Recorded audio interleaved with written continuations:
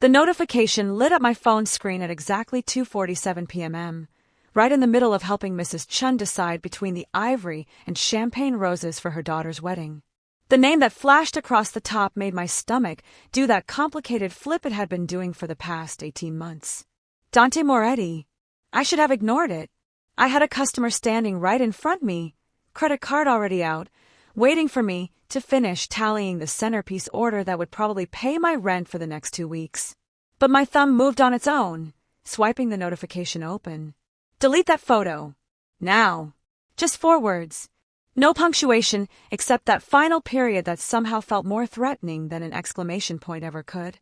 My heart started hammering against my ribs in a way that had nothing to do with fear and everything to do with the fact that Dante Moretti had noticed something about me that wasn't work-related for the first time in 18 months.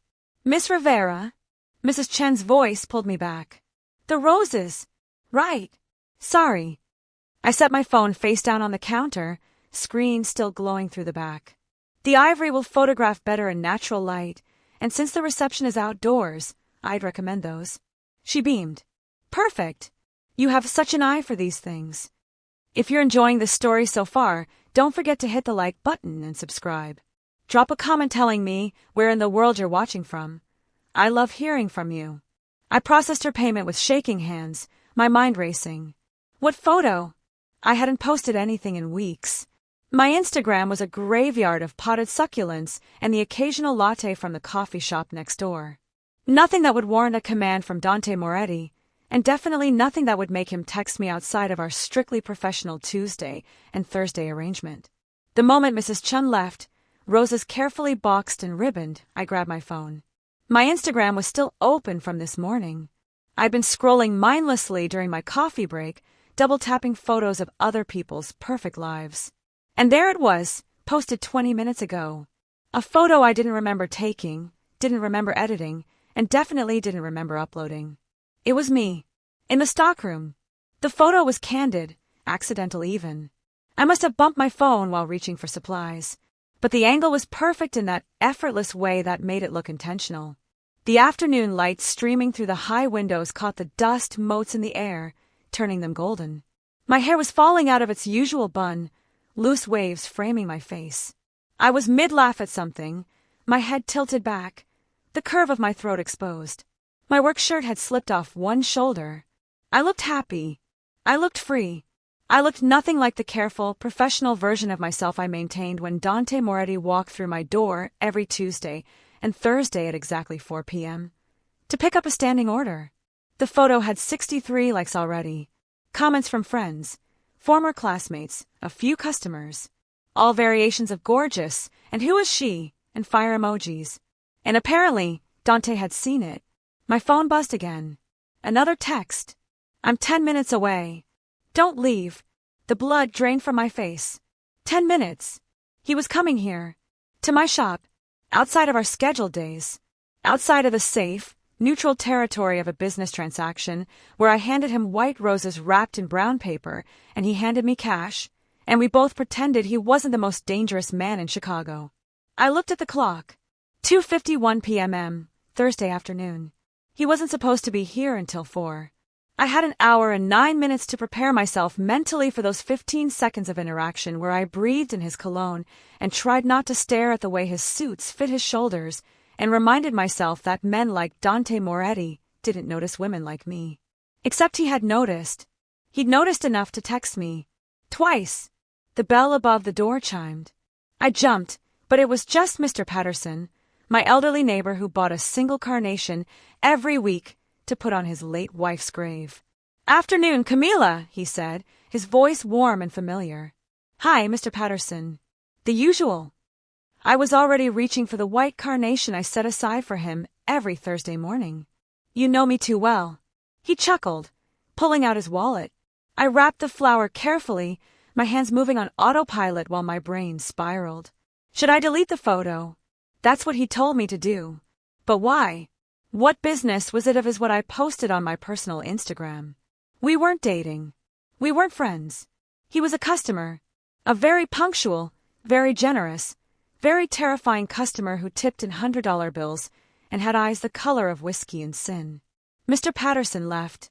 The shop fell silent except for the gentle hum of the refrigeration units, keeping the cut flowers fresh. I stared at my phone. My thumb hovered over the delete button. No. The defiance surprised me.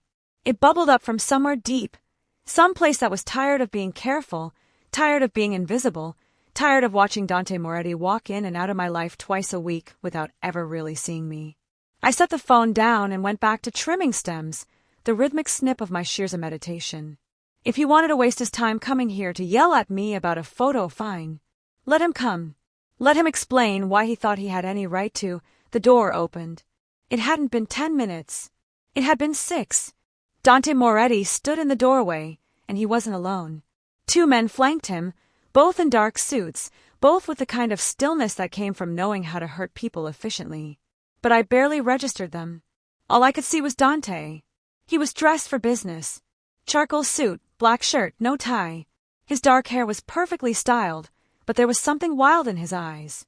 Something I'd never seen before in all those careful, controlled Tuesday and Thursday exchanges.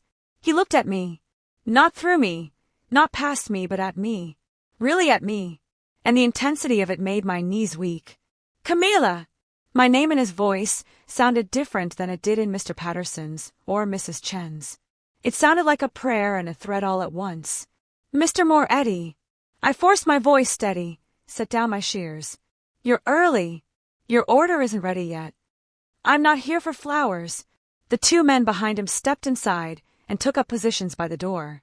One of them flipped the sign from open to closed and locked the deadbolt. The click echoed in the sudden silence. My heart rate spiked. What's going on? Dante walked toward me, each step deliberate and measured. He moved like a predator, all coiled grace, and barely contained violence. He didn't stop until he was on the other side of my work counter, close enough that I could smell his cologne. Sandalwood and something.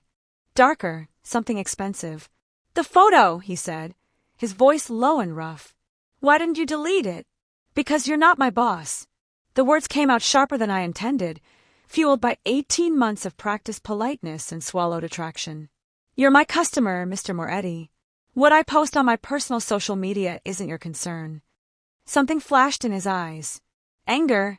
Frustration? Something else I couldn't name? Show me your phone. Excuse me. Your phone, Camila. Let me see it. No. I crossed my arms. You can't just walk in here, lock my door, and start making demands. I have other customers. You have 73 followers on Instagram. Dante interrupted, his jaw tight. And as of 20 minutes ago, one of them was Marco Vitelli. The name meant nothing to me.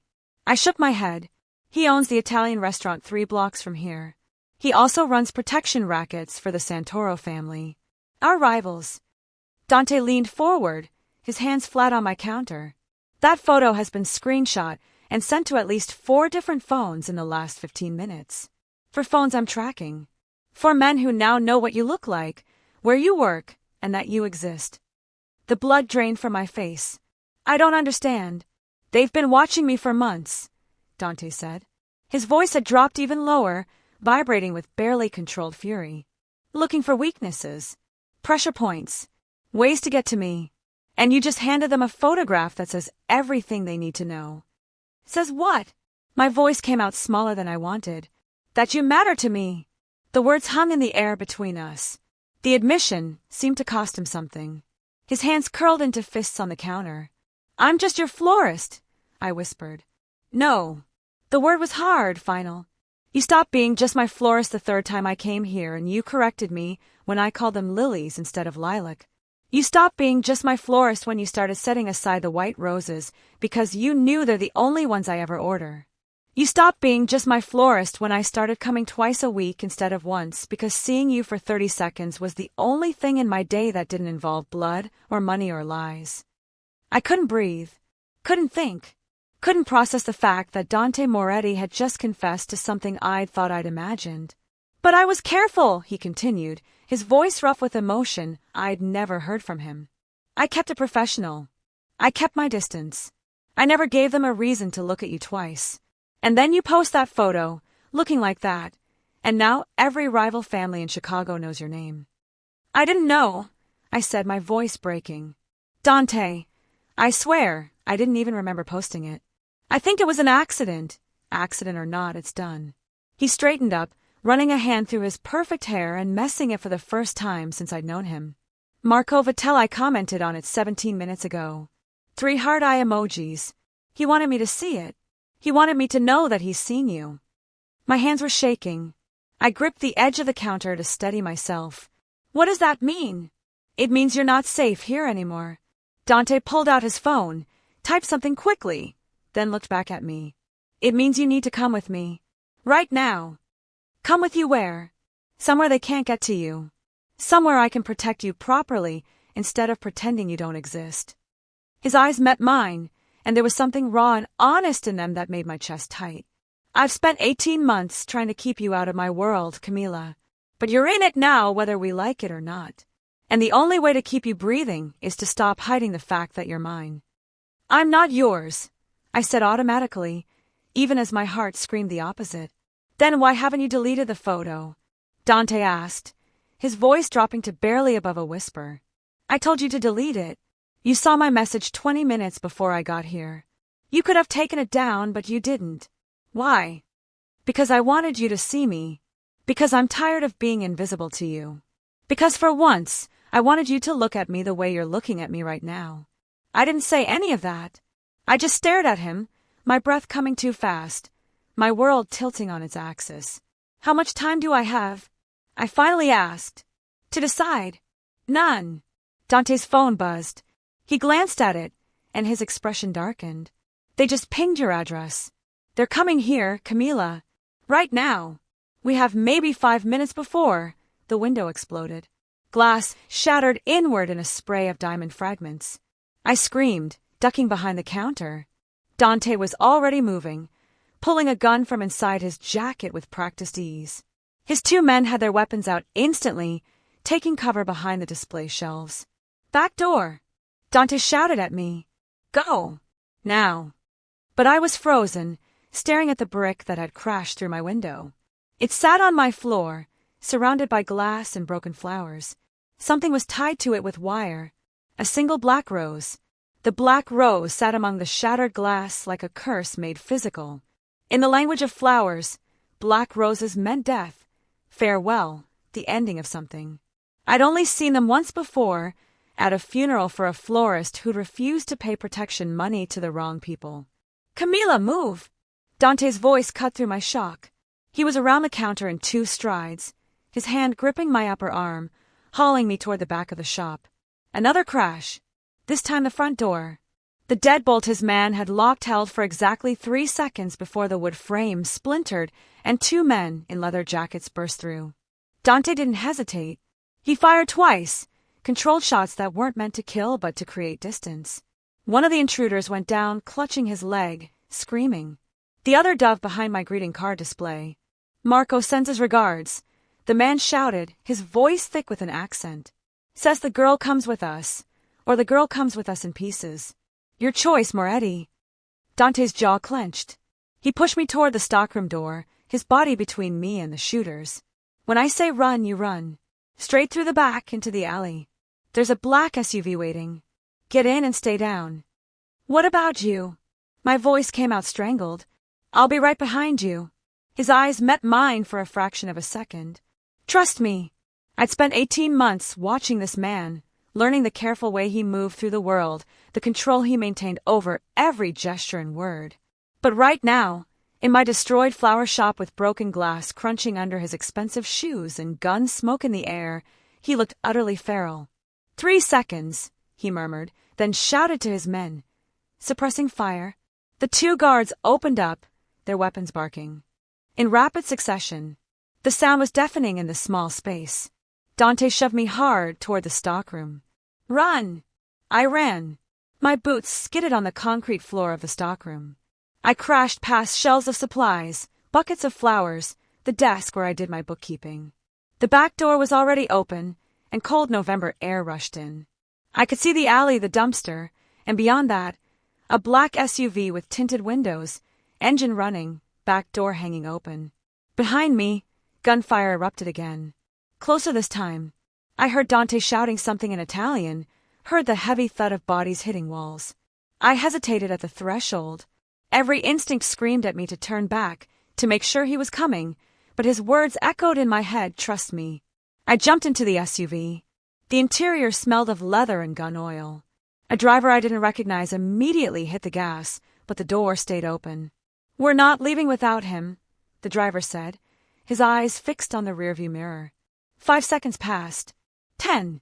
The gunfire from inside the shop had stopped, replaced by an eerie silence that made my skin crawl. Then Dante burst through the back door, his suit jacket torn, blood on his white shirt. Not his blood, I realized with sick relief. He dove into the SUV, and the driver peeled out before the door even closed. Tires squealed. The acceleration pressed me back against the seat.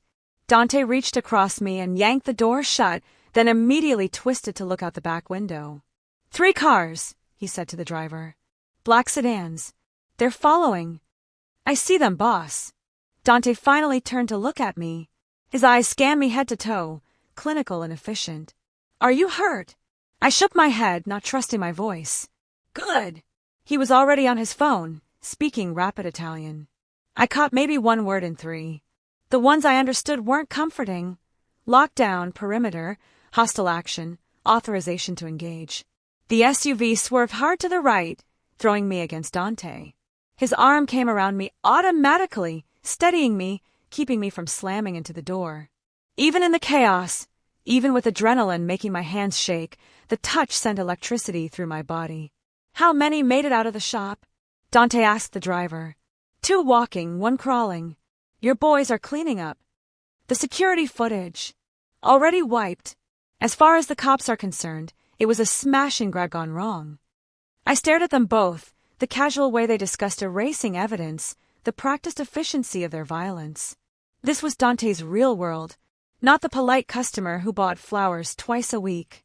This was the man who made people disappear, who had armed guards and escape vehicles, and enough power to make the police look the other way. The SUV took another sharp turn. My stomach lurched.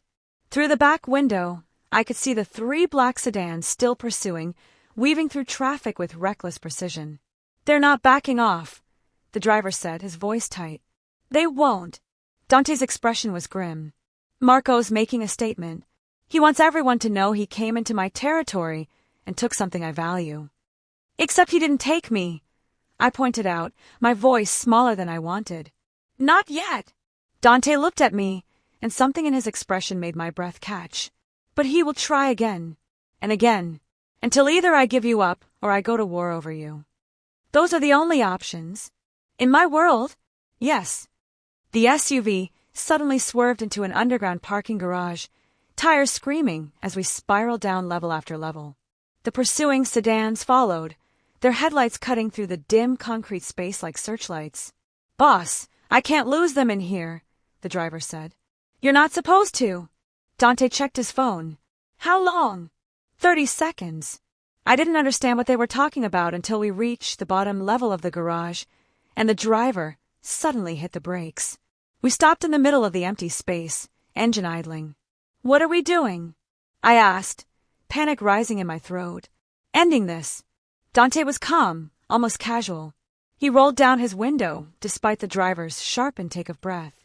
The 3 sedans screeched to a stop around us, boxing us in. Doors opened. Men emerged, at least 9 of them, all armed. They formed a loose semicircle around our vehicle, guns trained on us. This was it. This was how I died, in an underground parking garage, because I'd accidentally posted a photo that made a Mafia boss jealous. But Dante didn't look worried. He looked at his watch. 5, 4, 3. The elevator doors at the far end of the garage opened. What emerged wasn't more enemies. It was an army. At least 20 men in tactical gear poured out of the elevators, taking positions with military precision. They didn't shout warnings. They didn't announce themselves. They simply aimed. The men from the sedans suddenly found themselves outnumbered 2 to 1, caught in a crossfire they hadn't seen coming. You have 10 seconds to get back in your cars and leave, Dante said calmly, his voice carrying in the concrete space. Or my men open fire and I have 9 bodies to dispose of. Your choice. The standoff lasted exactly 8 seconds. The Santoro men lowered their weapons slowly, backing toward their vehicles. No one spoke. No one made any sudden moves. But the fury on their faces was unmistakable. They'd been outplayed. Within 90 seconds, all 3 sedans had peeled out of the garage, tires smoking. Dante's men remained in position until the sound of engines faded completely. Only then did Dante roll up his window. Drive. We pulled out of the garage through a different exit, heading in the opposite direction from the one we'd entered. The tactical team had already vanished, melting back into the city like they'd never been there. My hands were shaking so badly I had to sit on them. You planned that. The garage, the ambush. You knew they'd follow us. I needed them to follow us, Dante corrected. I needed them to see what happens when they come after what's mine. I needed them to take that message back to Marco Vitelli and the Santoro family. What message? He looked at me then, really looked at me, and the intensity in his gaze made my breath stop. That you're under my protection. That touching you is the same as touching me. That anyone who tries to hurt you will answer to everything I have. Why? The question came out as barely a whisper. Why would you go to war over a florist you see twice a week? Because for 18 months, walking into your shop has been the only time I let myself be human, Dante said, his voice rough with emotion he wasn't bothering to hide anymore. Because you look at me like I'm just a man who appreciates flowers, not a monster who breaks people for a living. Because every Tuesday and Thursday at exactly 4 p.m., I get to stand in a room that smells like life instead of death and pretend I'm someone worth your smile. My throat was tight. Dante, I know what I am, Camila. I know what I do. I've made my choices and I live with them. But you. He shook his head. You were supposed to stay separate from all of this. You were supposed to be the one good thing I didn't contaminate. And then you posted that photo looking so goddamn happy, and I realized I'd been lying to myself for 18 months.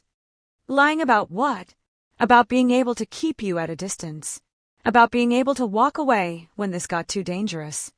His hand came up, his fingers brushing my cheek with unexpected gentleness. About not being completely in love with you. The world stopped. Everything, the motion of a car, the city passing outside the windows, the lingering adrenaline in my bloodstream, all of it fell away except for those words hanging in the air between us. You don't mean that, I whispered. I've never meant anything more in my life. His thumb traced the line of my jaw. I'm in love with you. I have been since the day you told me that roses need to be cut at an angle so they can drink properly, and you demonstrated with such absolute certainty that I believe you could solve any problem in the world with the right scissors and enough patience. I couldn't breathe. Couldn't think. That was the 5th time you came in. I know. I counted. A ghost of a smile touched his lips. I've counted every single visit since then. 78 Tuesdays. 78 Thursdays. 156 times I walked into your shop and told myself that today would be the day I kept it purely professional. That I wouldn't notice the way you bit your lip when you concentrated on an arrangement. That I wouldn't memorize the exact shade of your eyes. That I wouldn't fall a little more in love with you every time you smiled. Tears were burning behind my eyes. This is insane. You don't know me. Not really. I know you drink tea instead of coffee because caffeine makes you jittery. I know you always wear silver jewelry, never gold. I know you volunteer at the Children's Hospital on Sunday mornings, doing flower arrangements for the pediatric ward. I know your favorite color is sage green because it reminds you of eucalyptus. I know you're terrified of birds, but you'd never admit it because it seems silly. I know you hum when you think no one's listening, and it's always off-key, and it's the most beautiful sound I've ever heard. How do you? Because I pay attention to you, Camila. Because for 18 months, you've been the most important part of my week, and I've learned everything I could without crossing the line into your actual life. He pulled his hand back, some of the warmth fading from his expression. I know that makes me sound like a stalker. I know I have no right to feel this way about you. But when I saw that photo, when I saw other men looking at you, imagining you, thinking they could touch what I've been too afraid to claim, he stopped, his jaw clenched tight. You got jealous, I finished softly. I got homicidal, he corrected. There's a difference. The SUV pulled into another underground garage, this one beneath a building I didn't recognize. High-end, judging by the pristine concrete and the luxury cars in numbered spots. The driver parked in a space marked private and killed the engine. We're here, the driver said. Where's here? I asked. My building. Dante opened his door, then came around to open mine, offering his hand. Top 3 floors. Safest place in the city.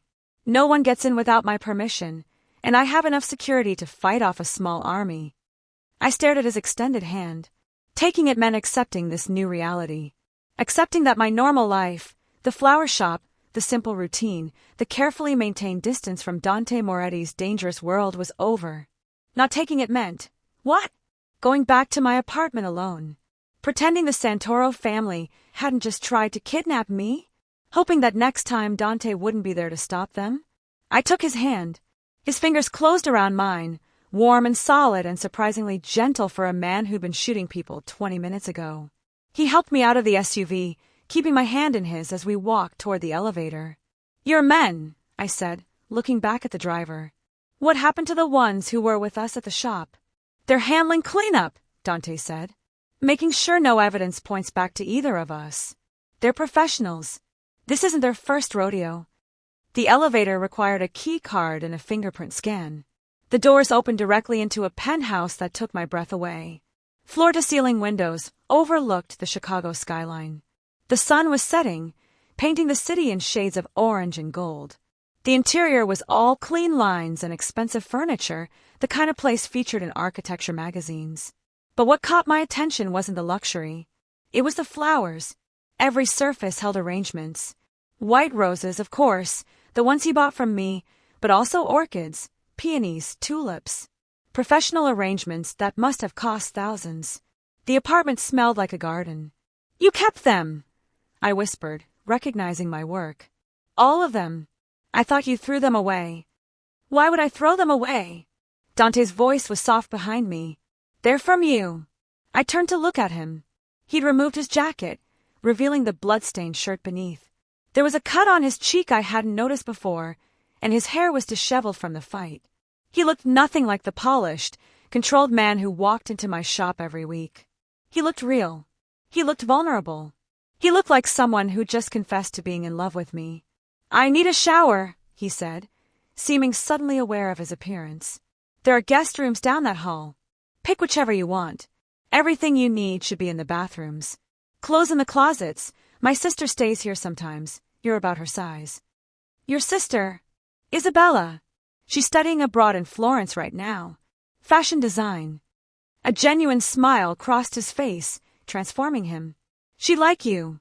She's always saying I need more beauty in my life. He started to walk away, then stopped. Turn back. Camila, I need you to understand something. What I said in the car about being in love with you, I meant it. But I'm not going to pressure you. I'm not going to expect anything from you. You're here because it's safe, not because I'm trying to. I don't know, seduce you or trap you, or whatever you might be thinking. What am I supposed to be thinking? I asked. This is all happening so fast. This morning I was worried about whether I had enough baby's breath for the Morrison wedding. Now I'm standing in your apartment while you tell me you've been counting the days you see me and memorizing my jewelry preferences. I know it's overwhelming. I know you probably think I'm crazy. Maybe I am. He ran a hand through his hair, a gesture so human it made my chest ache. But I'd rather have you think I'm crazy and alive than think I'm sane and find you dead, because I wasn't honest about what you mean to me. He disappeared down a hallway before I could respond. I stood alone in his flower-filled apartment, surrounded by 18 months' worth of white roses I'd wrapped in brown paper, and tried to process everything that had happened in the last hour. My shop was destroyed. The Santoro family wanted to kidnap me. Dante Moretti, dangerous, powerful, untouchable Dante Moretti, was in love with me, had been in love with me, for over a year. And God help me, I'd been in love with him too. I told myself it was just attraction, just fascination with someone so completely different from anyone I'd ever known. I told myself that the way my heart raced every Tuesday and Thursday was just anxiety about accidentally offending a dangerous customer. I told myself that I arranged my entire schedule around his visits for business reasons. But standing here, surrounded by the evidence of his own carefully hidden feelings, I couldn't lie to myself anymore. I pulled out my phone. The screen was cracked from when I dropped it during the attack, but it still worked. My Instagram was still open. The photo was still there. 73 likes now. 82 comments. And at the very top, posted 17 minutes before his first text, was Dante's comment. Just 3 words, "You're so beautiful." He deleted it within seconds. I could see the edit timestamp, but he'd written it. He'd seen that photo of me laughing in my stockroom, and his first instinct had been to tell me I was beautiful. His second instinct had been to protect me. I deleted the photo. Not because he told me to, but because keeping it up would just paint a bigger target on my back. The Santoro family already knew who I was. There was no point giving them more ammunition. Then I typed a new message and posted it to my Instagram story, visible for 24 hours, taking a break from social media for a while. Thank you for understanding. See, it wasn't much, but it was something. A small way to control the narrative, to tell the people who knew me that I was okay. I explored the apartment slowly. The guest rooms were beautiful, each one carefully decorated. I chose the one with sage green accents because it made me smile that Dante had remembered my favorite color. The closet was full of expensive clothes, all with the tags still on. Isabella's abandoned shopping, probably. I found a sundress that looked comfortable and a cardigan that was softer than anything I'd ever owned. In the bathroom, there were unopened toiletries, luxury brands I recognized from magazine ads. I should have felt like an intruder. Instead, I felt strangely at home. The shower helped wash away some of the adrenaline, but my hands were still shaking when I got out. I kept replaying the moment the window exploded, the brick with the black rose crashing through everything I'd built. Everything I'd built. God, my shop. My business. Years of work, gone in seconds. Tears finally came, hot and angry. I sat on the edge of the bathtub and let myself cry for the first time since the attack. For my destroyed shop, for the life I'd lost, for the innocence of thinking I could exist in Dante's orbit without consequences. A soft knock on the bathroom door made me jump. "Camila!" Dante's voice, gentle through the wood. "Are you okay?" I wiped my eyes quickly, uselessly. "I'm fine." "You're crying. How can you possibly know that? I can hear it in your voice." A pause. "Can I come in?" I should have said no. Should have told him I needed space, needed time to process everything. Instead, I said yes. The door opened slowly. Dante had showered too, changed into dark jeans and a simple black t-shirt. It was the most casual I'd ever seen him, and somehow it made him more intimidating, not less. Without the armor of his expensive suits, he just looked powerful, raw. He saw my tears and something cracked in his expression. He crossed the bathroom in 2 strides and knelt in front of me eye level. "Tell me what you need," he said softly. "My shop is destroyed," I whispered. "Everything I worked for will be rebuilt. Better than before. I'll handle it." "You can't just fix everything with money, Dante. Watch me." There was no arrogance in the statement, just certainty. "I'm the reason your shop was targeted. I'm the reason you're in danger. The absolute least I can do is replace what was taken from you. It's not about the money or the building. It's about—" I struggled to find the words. It was mine. It was the one thing in my life that was completely mine, that I'd built with my own hands, and they destroyed it because of a photo I didn't even mean to post. "I know." His hands came up, cradling my face, his thumbs wiping away tears. "I know, and I'm so fucking sorry, Camila. If I could go back, if I could have prevented this." "You couldn't have," I said. "Not unless you'd stayed away from me completely." And I took a shaky breath. I don't think I would have wanted that. His eyes searched mine. "What are you saying?" "I'm saying I counted too," I admitted. "Every Tuesday and Thursday.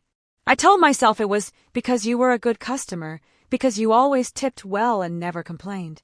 But really, it was because those 15 seconds when you walked through my door were the best part of my week. And I convinced myself that was enough. That I could be satisfied with just those moments. And now I'm terrified," I whispered. "Because this isn't 15 seconds anymore. This is real. This is you kneeling in front of me looking at me like I'm something precious, and men with guns destroying my life, and flowers in every room of your apartment because you couldn't throw away something I'd touched. This is big and dangerous and completely insane." "You're right," Dante agreed.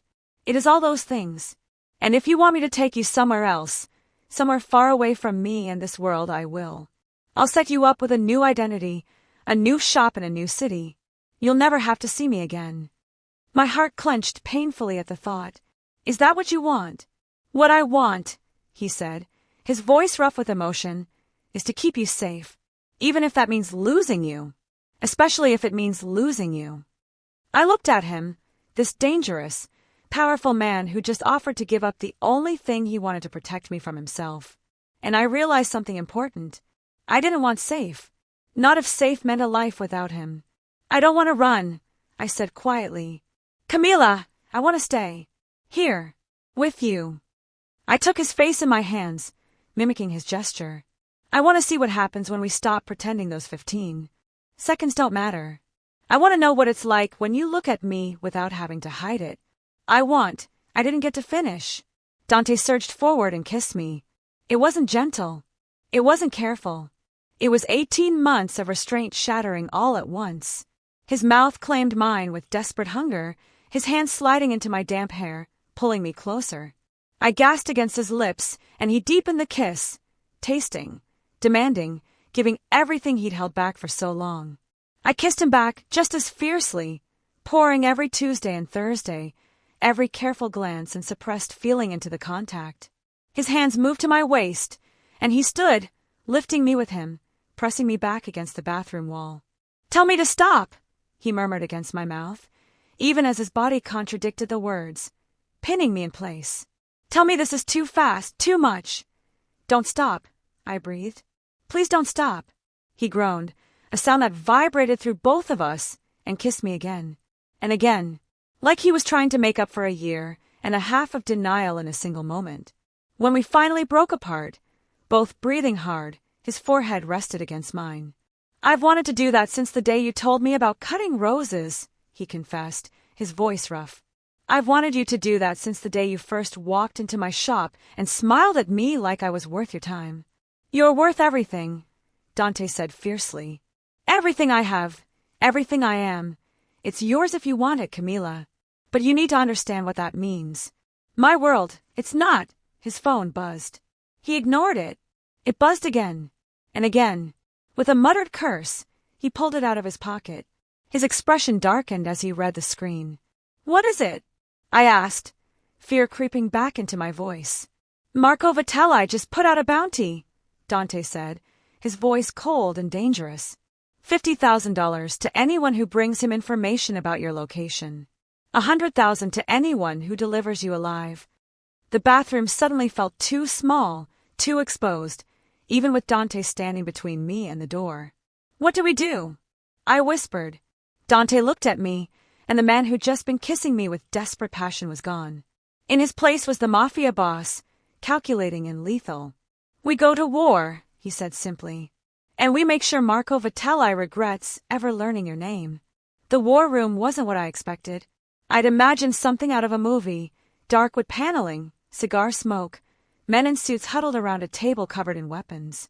Instead, it was sleek and modern, all glass and chrome, with multiple computer monitors displaying live feeds from cameras across the city. Dante had guided me here after the kiss in the bathroom, after the phone call that changed everything. His hand never left the small of my back, a constant point of contact that both comforted and terrified me. 6 men were already waiting when we entered. They stood immediately, their attention snapping to Dante with military precision. But their eyes slid to me with barely concealed curiosity. I was wearing Isabella's sundress and cardigan, my hair still damp from the shower. I looked nothing like someone who belonged in this room. "Gentlemen," Dante said, his voice carrying the weight of absolute authority. "This is Camila Rivera. As of today, she's under my personal protection. Anyone who touches her answers to me directly. Make sure that message reaches every corner of our operations." "Yes, sir," they chorused. One of them, older, with silver threading through his dark hair and a scar running from his temple to his jaw, stepped forward. "Boss, with respect, Marco Vitelli's bounty is already circulating.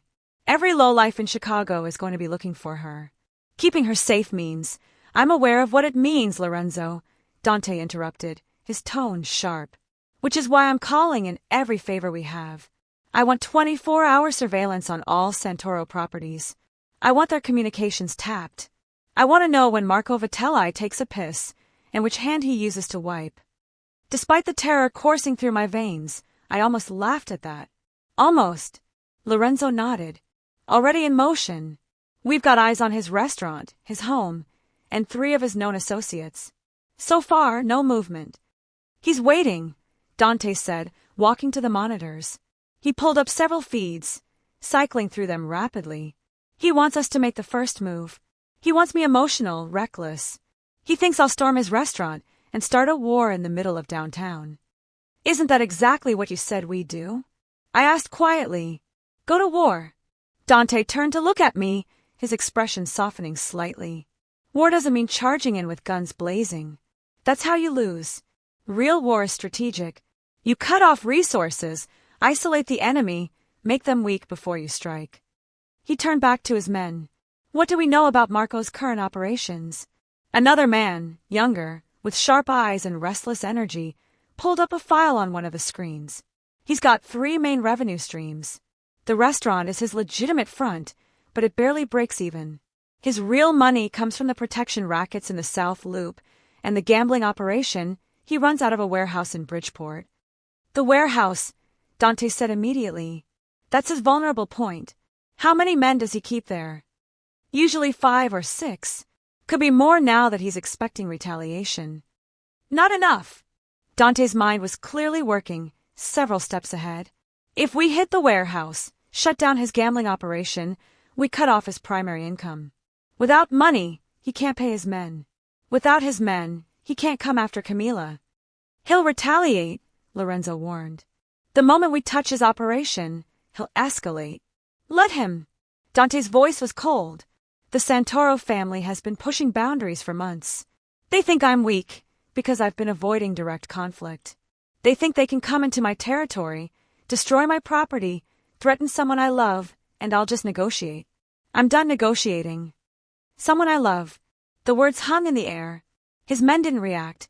Apparently they'd already figured out what Camila meant to him, but hearing it stated so plainly, so publicly, made my chest tight. I want the warehouse operation planned for tonight, Dante continued. Full tactical team. We go in quiet, disable their security, and take everything. Money, records, equipment. Everything. By morning, Marco Vitelli should wake up to find out he's broke. The men dispersed to their tasks, speaking into phones and typing rapidly on computers. Within minutes, the room hummed with controlled chaos. Dante came back to me, his hand finding mine. I need to be here for the next few hours, coordinating. Are you okay waiting? There's a library down the hall, or you can rest in one of the bedrooms. I want to stay here, I said. I want to understand what's happening. Something flickered in his eyes. Approval, maybe. Or respect. It might get intense.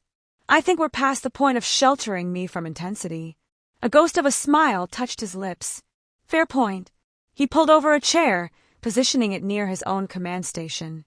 For the next 3 hours, I watched Dante Moretti orchestrate a military operation with the precision of a general. He spoke in codes I didn't understand, made decisions without hesitation, and commanded absolute loyalty from everyone in the room. But every few minutes, his hand would find mine. A brief touch, a squeeze, a reminder that even in the middle of planning an assault on his enemies, I was still his priority. Around midnight, Lorenzo approached with a tablet. Boss, we have a problem. Dante's expression darkened as he scanned the screen. How many? At least 15. They're positioned around the building perimeter. Not trying to hide it either. They want us to know they're there. What building? I asked, though part of me already knew. This one, Dante said grimly. He pulled up the security feeds, and I could see them, men in dark clothes, standing on street corners, sitting in parked cars, clearly visible in the streetlights. Marco's making a countermove. He's putting pressure on us before we can hit the warehouse. Can they get in? My voice came out smaller than I wanted. Not easily. But if they wanted to start shooting from the street, they could make life very difficult for everyone in this building. Dante was already typing, pulling up blueprints. Lorenzo, evacuate floors 2 through 15. Tell residents it's a gas leak. Get them out quietly. That'll take at least an hour, then start now. Dante's voice cracked like a whip. I want this building cleared of civilians in 45 minutes. Anyone who refuses gets carried out by security. Lorenzo nodded and left, already speaking urgently into his phone. I watched the monitors as Dante's men began moving through the building. On the feeds, I could see residents emerging from their apartments, some confused, some angry, all being efficiently guided toward the exits by men in security uniforms. "You're emptying an entire building because of me," I said, the weight of it crushing. "I'm emptying a building because Marco Vitelli is escalating, and I won't risk collateral damage." Dante's hand found my face, turning me to look at him. "This isn't your fault, Camila. None of this is your fault. If I hadn't posted that photo, then Marco would have found another way to get to me. This has been building for months. You were just the catalyst." His thumb stroked my cheek. "And even if you were somehow responsible, even if you deliberately painted a target on your back, I'd still choose you. Every single time." Before I could respond, alarms started blaring. Red lights flashed on multiple monitors. "East stairwell breach," someone shouted. 4 hostiles, armed, moving up toward the penthouse level.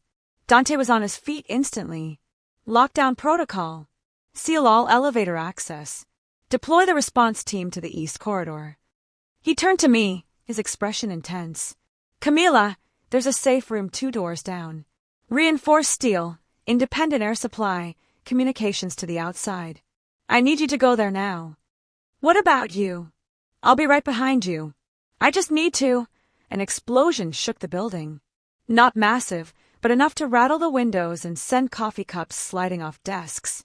The monitors flickered, several going black. "They're breaching multiple entry points," Lorenzo reported, his voice tight. "This isn't reconnaissance. This is an assault." Dante's jaw clenched. He looked at me, then at the monitors showing hostile forces pushing into his building, then back at me. I could see the calculation in his eyes, the impossible choice between staying to command his defense and getting me to safety.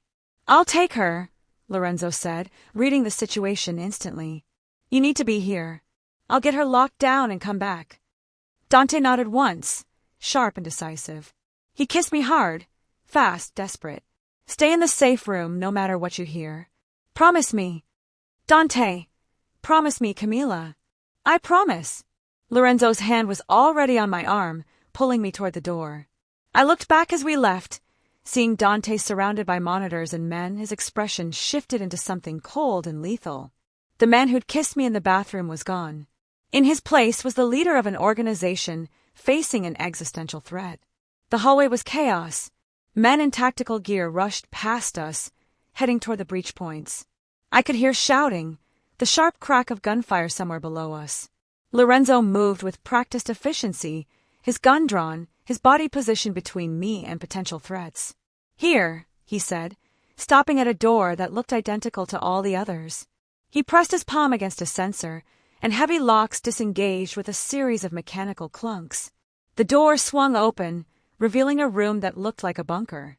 Concrete walls, no windows, a single bed, a small bathroom, shelf-stocked with food and water. Monitors showing feeds from around the building. A phone mounted on the wall. "You'll be safe here," Lorenzo said, ushering me inside. "That door can withstand a tank. The air filtration system is independent. You could stay in here for weeks if necessary." "Lorenzo," I grabbed his arm before he could leave. "Keep him safe, please." The older man's expression softened slightly. "I've been protecting Dante Moretti since he was 20 years old and too reckless for his own good. I'm not about to stop now." He paused. "He's different with you. Happier. That's worth fighting for." Then he was gone, the door sealing behind him with a final, decisive thud. I was alone in a concrete box while the man I loved fought a war in the floors above me. The monitors were my only connection to what was happening. I cycled through feeds, watching tactical teams clash in hallways, seeing muzzle flashes and men falling. It was like watching a movie, except these were real people, really bleeding, really dying. On one feed, I caught sight of Dante. He'd left the war room, was moving through the building with a team of his own. He moved like violence made flesh, efficient, precise, devastating. I watched him take down 3 men in the space of seconds, barely breaking stride.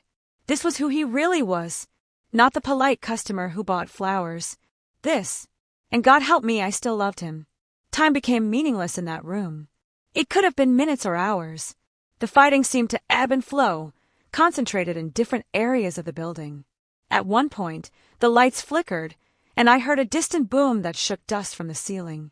Then, gradually, the chaos began to settle. Fewer gunshots, less movement on the monitors. Dante's men regaining control of the floors. I was watching one particular feed, the main entrance, when I saw them. A group of men being marched out at gunpoint, hands zip-tied behind their backs. Marco Vitelli's people, captured and neutralized. The phone on the wall rang. I nearly jumped out of my skin. I grabbed it on the second ring. "Hello! It's me." Dante's voice, rough with exhaustion but steady. "It's over. We repelled them. Are you hurt?" "I'm fine. Are you?" "I'm coming to get you." 2 minutes. True to his word, the locks disengaged exactly 120 seconds later. Dante stood in the doorway, and he looked like he'd walked through hell. His black t-shirt was torn, blood splattered across it. Some his, some not, I couldn't tell. His knuckles were raw. There was a graze on his temple that had bled down the side of his face. But he was alive. He was standing. He was here. I launched myself at him. His arms came around me immediately, crushing me against his chest. He smelled like smoke and cordite and sweat, and I didn't care. I buried my face in his neck and held on like he might disappear if I let go. "You're okay," he murmured into my hair. "You're okay. So are you." "Barely." His laugh was shaky. Marco sent 23 men. We neutralized all of them. 3 dead, the rest injured or captured. Lorenzo took a bullet to the shoulder, but he'll recover. Could have been much worse. I pulled back to look at him. "This has to end, Dante. This cycle of attacks and counterattacks. Someone's going to die. Maybe you. Maybe me.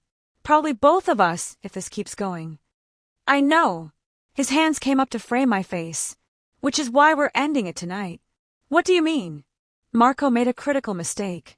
He threw everything he had at this building, which means he left his warehouse vulnerable. While he was attacking us, my team was hitting his operation. We took it all, Camila. His money, his records, his leverage. And more importantly, he pulled out his phone, showing me a photo of a terrified man tied to a chair. We took Marco himself. My blood ran cold. "You kidnapped him?" "I liberated him from his own stupidity," Dante corrected. "He's currently in a very secure location, having a very uncomfortable conversation with my people about the terms of his surrender." "You're going to kill him." "I'm going to give him a choice." Dante's expression was hard. He can accept exile, leave Chicago, never come back, and take what's left of his operation somewhere far away. Or he can refuse, and I'll make sure the Santoro family leadership understands that Marco's reckless vendetta cost them millions in revenue and dozens of soldiers. They'll kill him themselves to maintain peace with us. "That's not really a choice." "No," Dante agreed. "It's not, but it's more than he deserves after what he did to you." He guided me out of the safe room, keeping me close as we navigated the building. The damage was extensive, bullet holes in walls, shattered glass, scorch marks from small explosives. But Dante's people were already working, cleaning up, repairing, erasing evidence. "What about the police?" I asked. "Already handled. As far as the official report goes, there was a gas leak that caused an evacuation and some vandalism during the confusion. No gunfight, no assault, just unfortunate property damage." We took a private elevator to the penthouse. Inside, away from the destruction, everything looked untouched. The flowers were still perfect in their vases. The city lights twinkled peacefully beyond the windows. Dante led me to the bathroom where we'd first kissed, just hours ago. He turned on the shower, stripped off his ruined shirt, and stepped under the water fully clothed in his jeans. "Come here," he said, extending his hand. I didn't hesitate. I walked into the shower fully dressed, letting the hot water soak through Isabella's sundress, washing away the fear and adrenaline of the last few hours. Dante pulled me against him, his forehead resting on mine, water streaming over both of us. "I thought I was going to lose you," he confessed, his voice raw. "When they breached the building, when I had to send you away with Lorenzo, All I could think was that I'd waited 18 months to tell you how I felt, and I might not get another chance. You didn't lose me, I said, my hands coming up to rest on his chest, feeling his heartbeat strong and steady beneath my palms. I'm right here. I need you to understand something. He pulled back slightly, looking into my eyes. This life, my world, it's always going to be dangerous. There will always be someone like Marco trying to find my weaknesses. And you, Camila, you're my biggest weakness. But you're also my greatest strength. Knowing you're waiting for me, knowing you see me as more than just the monster everyone else sees, that's what keeps me human. You're not a monster, Dante. I've done monstrous things. So have I said softly. I watched those monitors. I saw your men fighting, bleeding, maybe dying. And all I could think was, I hope they win. I hope they kill every single person trying to get to him. That's not exactly a normal response. Welcome to my world, he said with a sad smile. I don't want your world, I told him honestly, but I want you. And if your world is part of the package, then I'll learn to live in it. I'll learn to be strong enough for it. You're already stronger than you know. His hand slid into my wet hair. You could have run. You could have taken the out I offered you. New identity, new life, far away from all of this. But you chose to stay. That takes more courage than any firefight. Or maybe it just makes me crazy, I offered. Then we're crazy together. He kissed me again, slower this time. Not desperate like in the bathroom before, but thorough, claiming, promising. His hands moved over me, learning the shape of me through the wet fabric.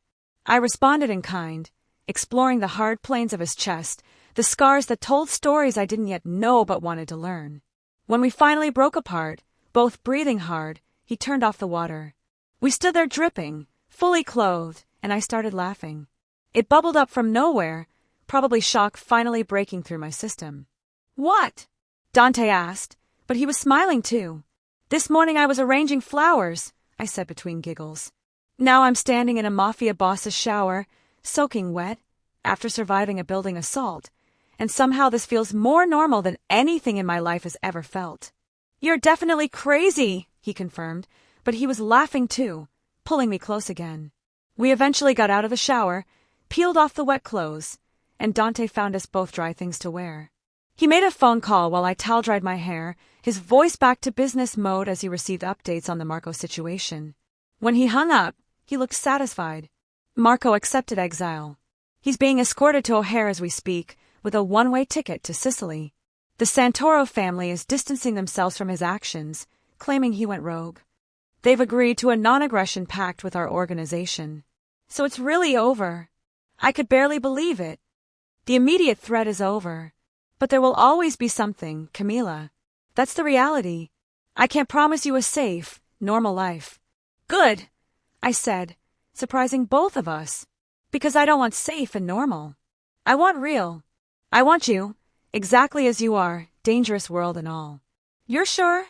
Because once you're in, really in, there's no easy way out.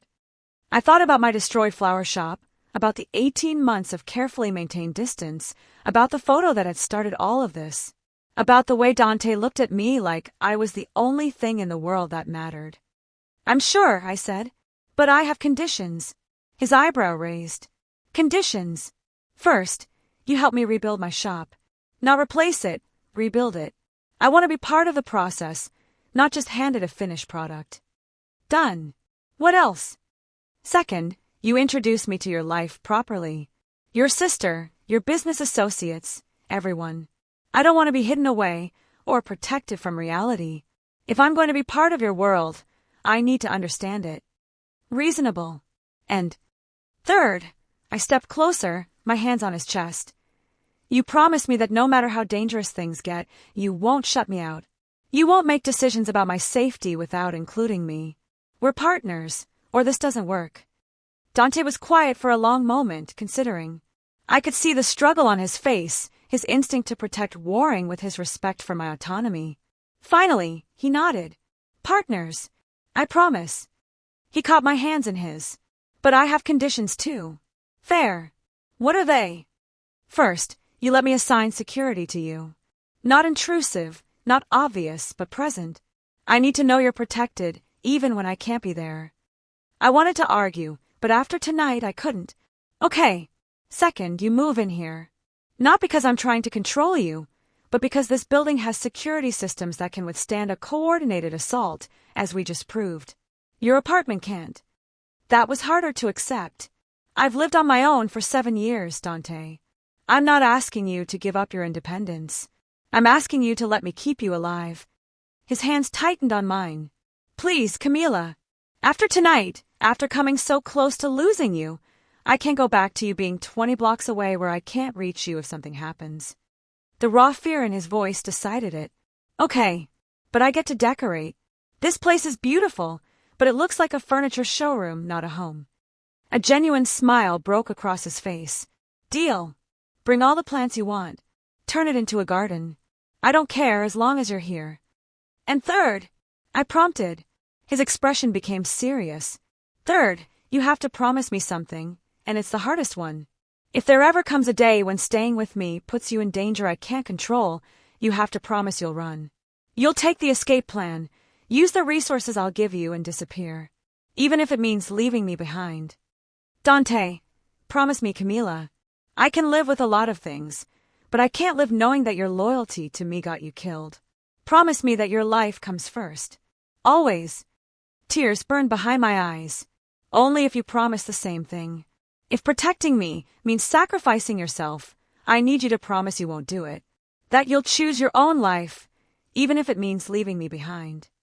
We stared at each other, both knowing we were making promises we'd probably break if it came down to it. But we said the words anyway, sealing the pact. I promise, Dante said. I promise, I echoed. He pulled me into a kiss that tasted like promises and new beginnings. When we broke apart, he rested his forehead against mine. I love you, he said simply. I've loved you for 18 months, and I'm going to love you for the rest of my life. However long that is. I love you too, I whispered back. And I think I have since the 5th time you walked into my shop and smiled at me like I was the most interesting person in the world. You are the most interesting person in the world. We stood there, in his penthouse apartment, surrounded by flowers he'd kept for over a year because they'd come from me. Outside, Chicago sprawled in glittering lights, full of danger and possibility. My shop was destroyed. My normal life was over. I'd been kidnapped, shot at, and caught in the middle of a mob war. And somehow, impossibly, I'd never been happier. So what happens now? I asked. Dante considered. Now we order food because I'm starving. Then we sleep for about 12 hours because I'm exhausted. Tomorrow, we start rebuilding your shop. Next week, Isabella comes home from Florence and you meet her. And after that, he shrugged, we figure it out as we go. Together. Together, I agreed. He ordered Thai food from a restaurant that apparently stayed open for him at any hour. We ate sitting on the floor of his living room, surrounded by flowers, still wearing borrowed clothes, and talked about everything except mob wars and danger. He told me about Isabella's fashion designs, about his mother who died when he was young, about the first time he tried to arrange flowers himself and accidentally created something that looked like a botanical crime scene. I told him about my childhood in a small town downstate, about inheriting my grandmother's love of gardening, about the day I'd opened my shop and thought I'd made the biggest mistake of my life because no one came in for the first 3 days. But then a man walked in and bought white roses, I said softly. And he kept coming back, every Tuesday and Thursday, until those 30 seconds became the most important part of my week. Only 30 seconds? Dante teased. I specifically timed it to be at least 45. I threw a spring roll at him. He caught it and ate it, grinning. Later, we lay in his bed, our bed now, I supposed, tangled together in the darkness. Through the floor-to-ceiling windows, the city glowed. Somewhere out there, Marco Vitelli was on a plane to exile. Somewhere, the Santoro family was licking their wounds and recalculating their strategies. Somewhere, new threats were already forming. But here, in this moment, we were safe. We were together. And that was enough. Camila! Dante's voice was soft in the darkness. Thank you for the photo. I turned to look at him, confused. The one that started all of this? That almost got us both killed. Yeah, that one. His hand found mine under the sheets. Because if you hadn't posted it, I might have spent another 18 months being too afraid to tell you how I felt. I might have watched you slip through my fingers because I was too busy trying to protect you from my world. That photo forced my hand. It made me stop pretending I could keep you at a distance. So you're saying you're grateful for the mob war? I'm saying I'm grateful for anything that brought us here. He pulled me closer, his warmth surrounding me. Even the terrifying parts. I snuggled into his chest, listening to his heartbeat. Strong, steady, alive. I still can't believe this is real. That I'm here with you. That you love me. Get used to it, he murmured, already half asleep. Because I'm not letting you go. Ever. Promise. Promise. I closed my eyes, surrounded by the scent of flowers and Dante's cologne, and let myself drift off. Tomorrow would bring new challenges. There would be rebuilding to do, both literal and metaphorical. There would be meetings with dangerous people, security protocols to learn, and a whole new world to navigate. But tonight, I was exactly where I belonged. In the arms of a man who'd counted every day he saw me, who'd kept every flower I'd ever given him, who'd gone to war rather than lose me. 18 months of careful distance, destroyed by a single accidental photo. Best accident of my life. 3 months later, I stood in the doorway of my new shop. Not a replacement, a reimagining. The space was twice as large as my old one, with soaring ceilings and walls of windows that let in floods of natural light. The equipment was top of the line. The security system was probably more sophisticated than most banks. But it was still mine. Every design choice, every paint color, every shelf placement, I'd made those decisions. Dante had provided the resources, but I'd provided the vision. The sign above the door read Bloom and Thorn in elegant script. A compromise name. The flower shop, but with an acknowledgement of the thorns that came with it. It's perfect, Isabella said from behind me. She'd come home from Florence 2 weeks ago and immediately appointed herself my new best friend. I wasn't complaining. She was smart, funny, and shared my love of bad reality TV. It's better than perfect, Dante said, wrapping his arms around me from behind. It's yours. I leaned back against him, watching the last of the setup crew finishing touches. Tomorrow was the grand opening. The mayor would be there, local business owners, probably half of Chicago's organized crime families pretending to be normal customers. My life had become surreal. But it was my life, chosen consciously and defended fiercely. I got you something, Dante murmured near my ear. He pulled a small box from his pocket. Dante, you've gotten me enough. Open it. Inside was a delicate silver bracelet, but instead of traditional charms, it held tiny metal flowers. I looked closer and recognized them. A rose, a lily, a chrysanthemum, an orchid, each one perfect in miniature. One for every month we've been together, he explained. I figured we'd add a new one each month. By the time we're old and gray, you'll have a whole garden on your wrist. Tears pricked my eyes.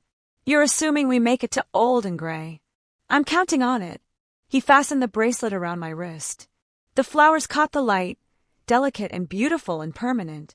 I love you, I said, turning in his arms to kiss him properly. I love you too, he replied against my lips. My dangerous florist. Your crazy florist, I corrected. That too. Isabella made gagging noises from across the room. You two are disgusting. I'm going to get coffee. When I come back, please be at least 3 feet apart. She flounced out, leaving us laughing. Dante and I stood there in my new shop, surrounded by flowers and possibility. Outside, Chicago bustled with life. Dangerous, beautiful, complicated life. Inside, we had each other. And somehow, impossibly, that was enough to face whatever came next. Ready for tomorrow? Dante asked. I looked around at everything we'd built, the shop, the relationship, the life we were creating together against all odds. Ready, I said. And I was. The Yindy, thank you so much for watching until the end. If you love this story, check out the other videos on your screen now. I think you'll really enjoy them. And don't forget to subscribe if you haven't already. See you in the next story.